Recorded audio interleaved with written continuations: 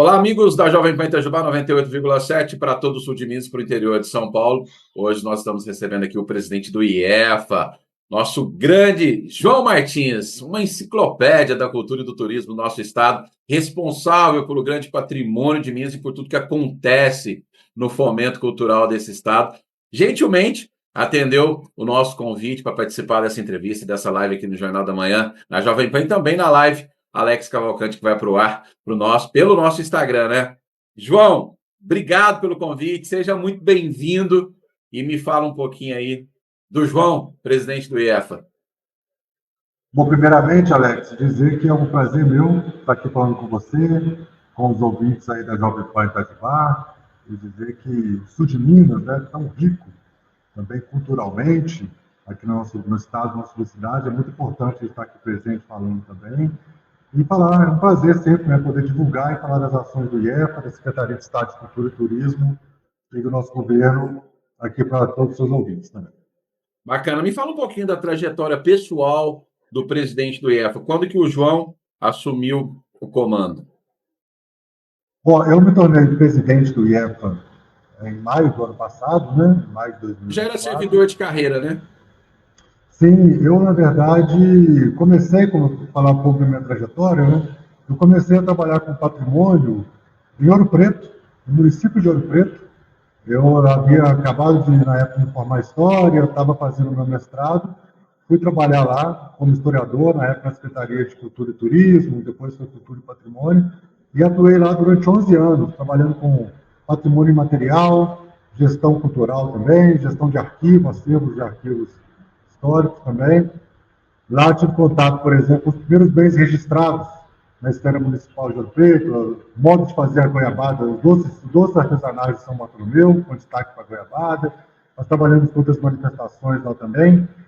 E depois, ao longo desse trabalho com patrimônio, como historiador, no campo do patrimônio tem disso, né? É muito arquiteto e muito historiador. E aí eu era um historiador no meio de muitos arquitetos e resolvi fazer arquitetura também. E aí eu estudei, me formei em arquitetura pela UFOP, Universidade Federal de Ouro Preto, e logo em sequência vim trabalhar no IFAM, no órgão federal, aqui na Superintendência de Minas Gerais, onde também fui coordenador técnico, fui chefe de escritório em Mariana também, atuando em vários campos de patrimônio, até que surgiu um convite para vir atuar aqui na presidência do IEFA, o que me dá um grande orgulho e uma certeza de uma trajetória bastante feliz até o momento e com muitas expectativas para frente ainda. É um homem de sorte, né? Trabalhar em Ouro Preto e agora trabalhar com Leônidas é um cara de sorte. Sorte e competência, né? Porque também não é qualquer um que chega aí, né? Cara, Não, eu qual que tenho é? muita sorte também, porque realmente, como você disse, né, aprendi muito, essa trajetória lá em Ouro Preto, por exemplo. Quando eu cheguei, trabalhei muito tempo com o Ângelo Osvaldo, prefeito, agora também aqui com o Leônidas, então algumas referências que nós temos na política cultural do nosso país. Qual que é a visão do presidente do IEFA em relação ao fortalecimento da cultura no estado de Minas? Olha, Minas é um estado, historicamente, né, de destaque das políticas culturais do Brasil. Aqui em Minas, por exemplo, nós somos o estado, né, com o maior número de bens acautelados, reconhecido como patrimônio da humanidade pela Unesco. O nosso, praticamente a criação das políticas de patrimônio no Brasil se deu em Minas Gerais. Ouro Preto, inclusive, teve uma legislação na época ainda da prefeitura de João Veloso, no início dos anos 30, antes mesmo da criação do ISFAM, que depois vinha dar o IFAM, já teve sua primeira legislação de proteção urbana de patrimônio. O primeiro diretor-presidente do ISFAM, Dr. Rodrigo Melo Franco de Andrade, o primeiro chefe de gabinete, Carlos de Monte de Andrade, são mineiros. Então, as cidades mineiras sempre tiveram muito reconhecimento de patrimônio, os primeiros bens tombados, Ouro Preto, Mariana, São João del Rei, Tiradentes, Congonhas, Diamantino e Cerro. Então, essa trajetória fez com que Minas sempre fosse um destaque de políticas culturais de preservação do patrimônio.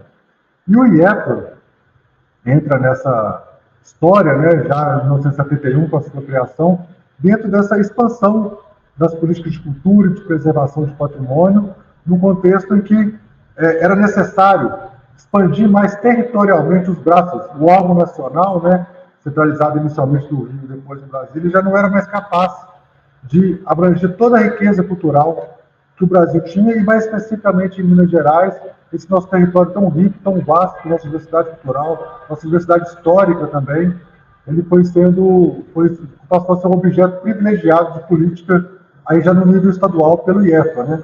Quando os nossos reconhecimentos como patrimônio começaram a se tornar mais ampliados territorialmente, não só referentes àqueles bens de origem colonial, de origem do nosso ciclo do ouro, mas olhando também para as outras manifestações, outros ciclos econômicos e outras manifestações culturais.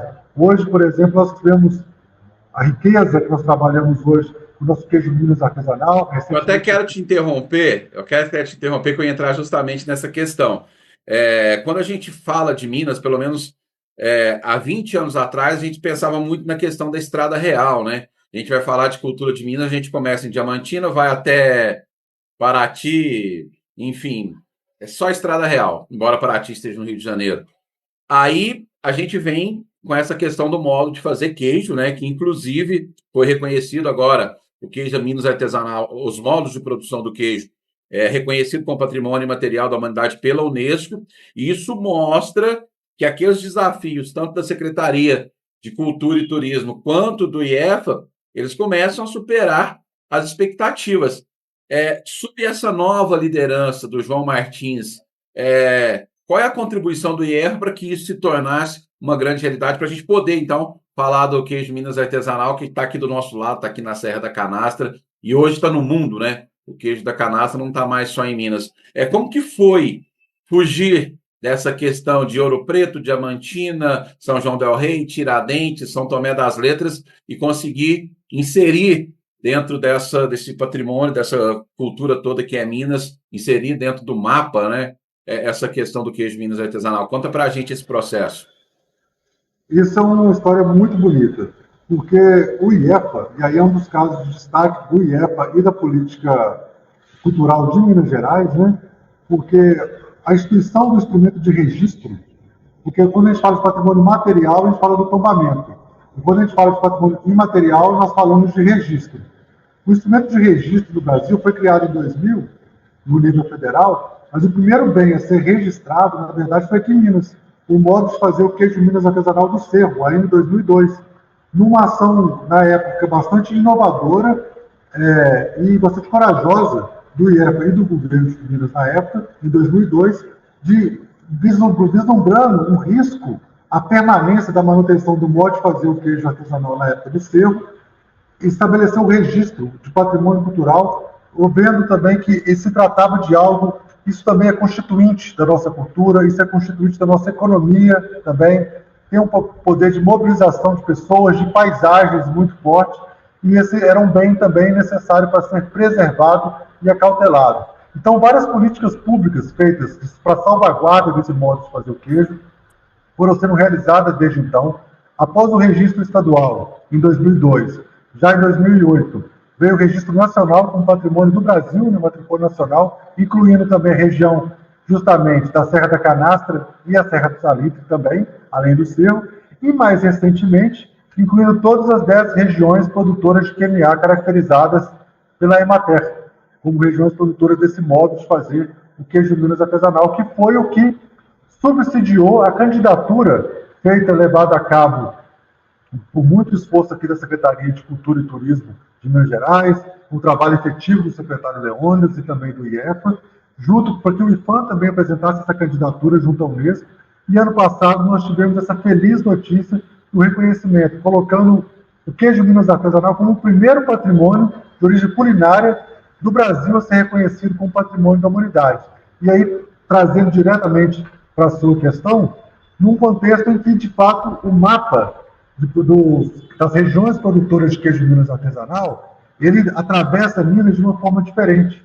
Ao contrário das cidades do ouro, que acabam seguindo muito só ali a região da Serra dos Pinhais, a região das Minas Coloniais, essa é uma região que vai ali para o Triângulo, passa pela Serra do Canastra, passa pela Serra do Bitipoca, ou seja, a região central de Minas também, aqui no Entre Serras do Piedade e Caraça, e chega no Cerrado. Então, é um reconhecimento de patrimônio que chega a territórios mineiros até então muito não visto como áreas produtoras culturais, e muito menos com patrimônio da humanidade, que era muito focado na arquitetura, do Diamantino, do Preto, Congonhas e a própria Pampulha, que também tem esse reconhecimento da Unesco.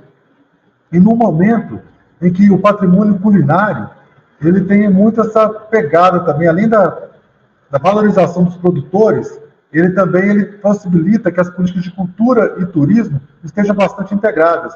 Hoje, o turismo de experiência associado a essa proteção patrimonial, ele é muito forte, ele é muito importante economicamente, e valorização de qualificação dessas cidades.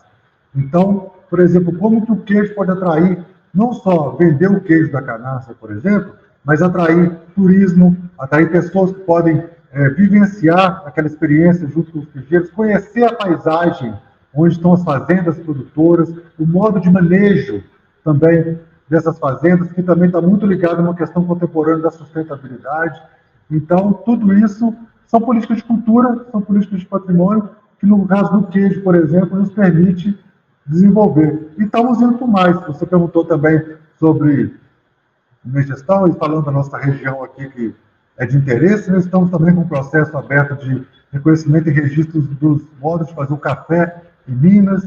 Então, a Canastra, por exemplo, a região do Sul de Minas, que é muito reconhecida a produção de café. Estamos também nesse trabalho também do café como patrimônio cultural de Minas Gerais, dentro dessa pegada também de valorizar não só essa origem histórica, mas também pensar nesse café como essa experiência cultural e de potencial turístico para Minas Gerais. Vocês estão arrumando para a cabeça, hein? Porque daqui a pouquinho vai vir o pessoal do leite cobrar. Embora já tenha o queijo, né? Que é derivado. O Ô, queijo está João, lá me já. fala quais que são os impactos financeiros, econômicos em relação a essa questão do queijo da canastra? Olha, são os impactos no momento, por exemplo, eles são muito dessa valorização. A gente vê, por exemplo, como que era o queijo ao longo desses 20 anos, vamos dizer assim, 20 e poucos anos de política de preservação e Não só o salvaguarda impacto do econômico, mas o impacto patrimônio. cultural também, né? Sim, porque isso tem trazido valorização para o produto, agrega valor. Hoje, por exemplo, o queijo que muitas vezes se vendia por um valor, hoje quando pega queijo patrimônio material, queijo Minas artesanal, as premiações que têm sido recebidas. Lembrando, estamos falando de um produto e de produtores que há 20 e poucos anos atrás, talvez a gente estivesse falando de uma produção que não existisse mais em Minas Gerais, devido a questões de vigilância sanitária e as regulamentações oriundas da produção industrial. Hoje a gente está falando de um produto que ganha prêmios internacionais, um produto que tem vários concursos, várias seleções, todos durante o ano a gente tem várias exposições de queijo em Minas Gerais. Ano passado, por exemplo, numa das ações de promoção do queijo Minas artesanal, fizemos uma atividade aqui no mercado central e outras ações aqui. Quando a gente fala de produção de feira de queijo artesanal, a gente lota a cidade. A gente fez uma feira de queijo com produtores das 10 regiões produtoras de queijo aqui na Praça da Liberdade, que também foi um sucesso. Então, hoje, falar de queijo de Minas artesanal para os produtores, hoje sim, o produtor hoje consegue ter muito mais acesso, consegue, na verdade, aquele produto que muitas vezes corria risco, né, de ser parado. Hoje, com as ações de salvaguarda, não só da cultura, mas também conjunto com a Secretaria de Agricultura, da SEAPA, da Emater, esse produto tem um mercado muito maior. Então, são várias ações de salvaguarda, valorização, que elas vão permitindo que esse produto continue tendo seu valor econômico, sendo cada vez mais valorizado. Então, as ações de produção, de promoção e produção cultural, de valorização da cultura e preservação de patrimônio, elas têm que ser cada vez mais conectadas também com sua viabilidade econômica. Porque o produtor de cultura ele precisa também viver da cultura, né? Viver do. Não adianta você falar que o queijo é cultura, que o queijo faz parte da nossa mesa mineira, se não tiver condições do produtor de queijo produzir, viver da sua produção e garantir que ele chegue à nossa mesa. Então é importante a valorização cultural, o direito, que é um direito também o patrimônio, para que esse produto, para que essa manifestação cultural continue existindo, mas também que o seu produtor tenha condições plenas de viver da sua produção. Aí nós podemos falar dessa questão econômica, do ICMS, né, do patrimônio cultural e das ações de municipalização. Quais são os incentivos do IEFA aos municípios para proteger esse patrimônio e quais são exemplos assim, de boas práticas e desafios que foram enfrentados que a gente pode falar assim, poxa, isso deu certo, tem que continuar. porque por mais que a gente tenha essa política cultural, a importância do ICMS, seja ele o ICMS turístico ou até mesmo o ICMS do patrimônio cultural, são extremamente importantes, né, para fomentar a atividade. De que forma que o IEFA tem incentivado isso? Bom, o IEFA, a gente fica repetitivo, mas tem que falar. Mais uma vez, pioneiro, né? Agora nós estamos liderando já 30 anos da política do ICMS Patrimônio Cultural. Nós somos o estado referência no Brasil das perspectivas de municipalização das políticas de patrimônio. Ano passado, dos 853 municípios de Minas, 840 foram pontuados e receberam recursos do ICMS Cultural. Isso significa que cerca de 98% do nosso território, tão grande território mineiro, né, o estado com mais municípios da federação, tem políticas de patrimônios locais, em praticamente sua totalidade. Isso faz com que os produtores de cultura, o seu patrimônio local, seja seus bens de referência local, sejam preservados e também sejam objeto de apreciação e proteção pelos seus municípios, porque a verdade é que, assim como o IFAM, em determinado momento, não dava conta do nível nacional proteger todo o nosso patrimônio, as referências locais também, o Estado também tem dificuldade de conseguir estar em todas Minas Gerais. Então, esse fomento à municipalização das políticas de patrimônio é fundamental, porque no nosso Estado tão grande e diverso, são várias referências culturais locais, sejam elas materiais ou imateriais, que são importantes para as populações e precisam ser preservadas. Então, nesse sentido, o papel do IEFA, realizado através da execução da política do ICMS Patrimônio Cultural, é fomentar que os municípios tenham pontuações, são pontuações, e quanto mais pontos eles recebem mais recursos da redistribuição do ICMS Cultural, eles realizem políticas públicas locais, seja de tombamento, de registro, de ações de salvaguarda, educação patrimonial, inventários, e a aplicação também de recursos, isso também é pontuado, a forma como são aplicados os recursos em patrimônio cultural. E a gente também é responsável pelo todo o assessoramento técnico dos municípios para que eles executem a política de patrimônio da melhor forma possível. A gente executa ações de assessoramento quando eles precisam de uma orientação de como fazer um contrato de uma obra de restauração, por exemplo, como contratar um dossiê, porque a gente sabe que muitas vezes os municípios menores, as equipes técnicas são, de fato, menores também, tem menos gente, às vezes tem dificuldade, tem interesse, a gente recebe muito comum, a gente receber prefeitos, secretários. Olha, João, alguém do IEFA, a gente tem um bem aqui, a gente tem uma manifestação cultural, a gente tem um patrimônio culinário, que a gente acha muito importante preservar, mas a gente não sabe como fazer, a gente quer inserir isso no semestre cultural, como a gente faz. Então, o IEFA é um órgão que presta esse tipo de assessoria e também, principalmente agora, né, para concluir, na redistribuição desses recursos. Né? Ano passado, ao todo, foram distribuídos cerca de 160 milhões de reais aos municípios de Minas para poder executar políticas de preservação de patrimônio através do semestre Patrimônio Cultural. Ô, João, como que a gente consegue, por exemplo, equilibrar, alinhar, né, o desenvolvimento urbano com a preservação do patrimônio cultural? Isso é um dos nossos grandes desafios, né? E durante muito tempo, os órgãos de patrimônio e as políticas de patrimônio em geral foram vistas como políticas limitadoras, que engessavam e colocavam obstáculos, dificuldades para o desenvolvimento econômico. Hoje, na verdade, a gente vê justamente o contrário. Como que as políticas de patrimônio podem agregar valor e podem desenvolver mais atividades culturais e econômicas, como o exemplo que eu estava falando agora mesmo da produção do queijo Minas artesanal. Mas tem outras formas também. A gente sabe muitas vezes que principalmente no caso do desenvolvimento urbano, como que as políticas de tombamento muitas vezes foram vistas como impeditivos mesmo por ser o tombamento um instrumento de limitação dos direitos de propriedade. Mas, cada vez mais, e essa é a nossa perspectiva hoje do IEFA, é de aliar, na verdade, o desenvolvimento urbano, as atividades econômicas com a preservação do patrimônio, entendendo que, na verdade, ao ser licenciado, ao ser avaliado do ponto de vista do patrimônio, ao respeitar valores coletivos de patrimônio, o seu empreendimento ou a sua obra vai estar agregando valor, vai trazendo qualidade à cidade e, ao mesmo tempo, a gente tem que flexibilizar melhor alguns critérios. Tem algum exemplo, algum caso prático disso? Uai, nós temos aqui, por exemplo, no IEPA, para pegar um caso do IEPA, vou pegar dois casos aqui. Um do ponto de vista urbanístico e outro mais do ponto de vista arquitetônico do imóvel mesmo. Como que, por exemplo, muitas vezes não se sabia que imóveis tombados aqui em Belo Horizonte pelo IEPA e as áreas de entorno, que também são de restrição, elas não eram definidas, não tinham critérios. Né? Então, muitas vezes, o empreendedor ficava sem saber o que fazer, como fazer. A gente tinha também uma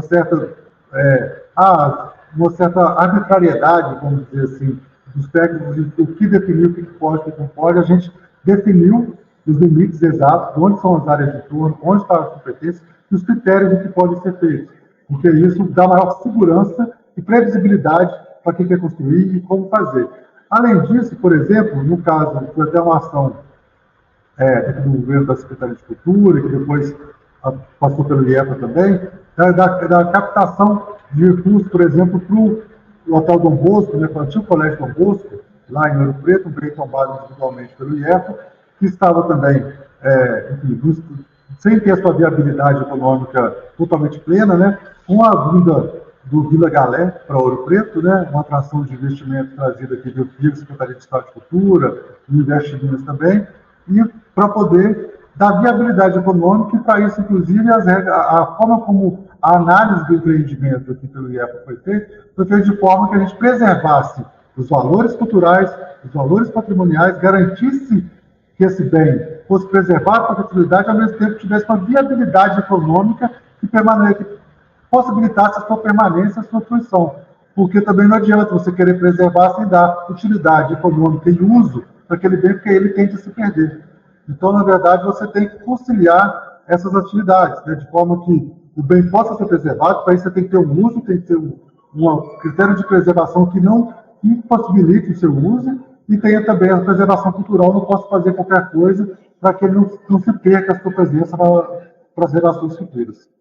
Bacana. Vamos falar agora de demandas atuais dos municípios. João, quais são as principais necessidades e expectativas, né, que os municípios mineiros têm, e como que o IEFA ele atende essas demandas? E eu queria também só inserir dentro desse contexto, a gente ouve muito, eu não quero que tal patrimônio, tal imóvel seja tombado pelo IEFA ou por alguma lei municipal, porque depois dá muito trabalho. Existe um misticismo em torno disso.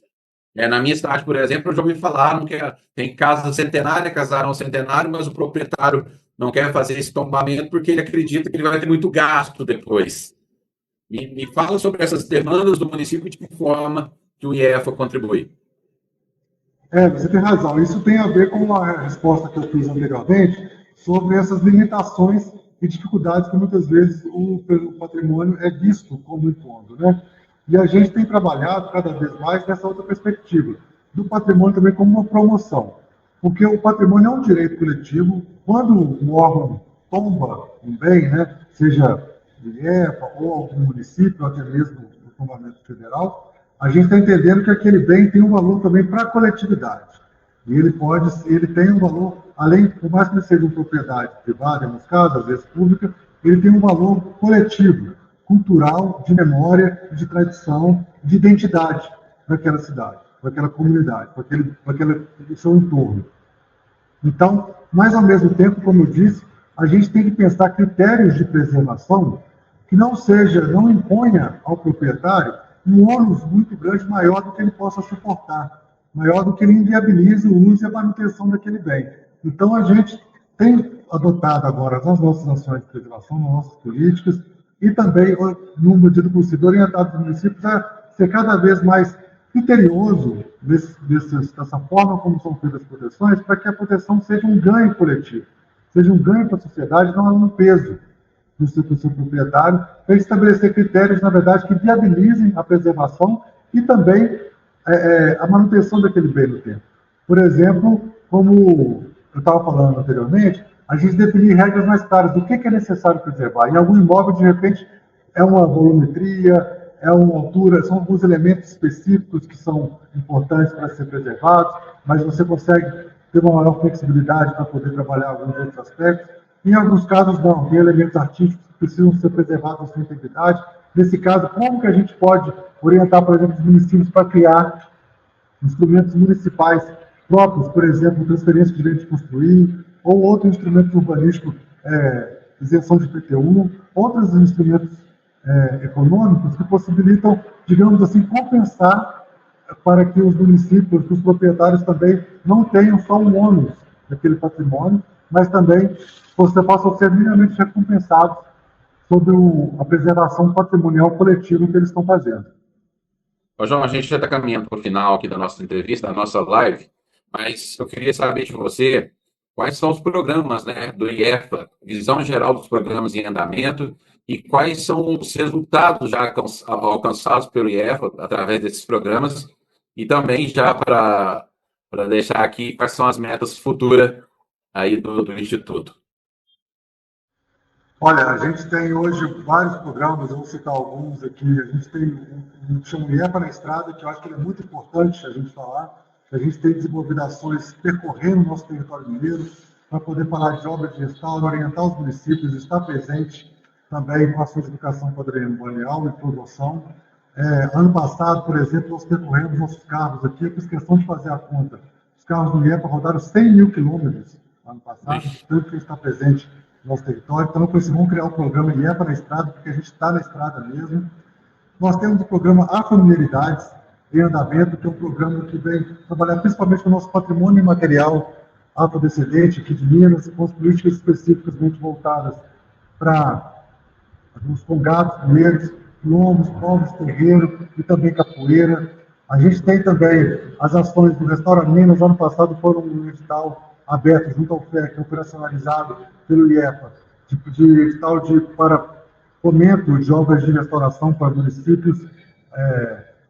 Outros editais também do FEC, operacionalizados pelo IEPA, também voltados para a promoção cultural, para premiar mestres de cultura popular, usar o programa Comunidade. Tivemos o edital Coreto para bandas, para premiar mestres e maestros de banda, o edital Rainha Conga, para premiar e valorizar mulheres mestras de culturas populares.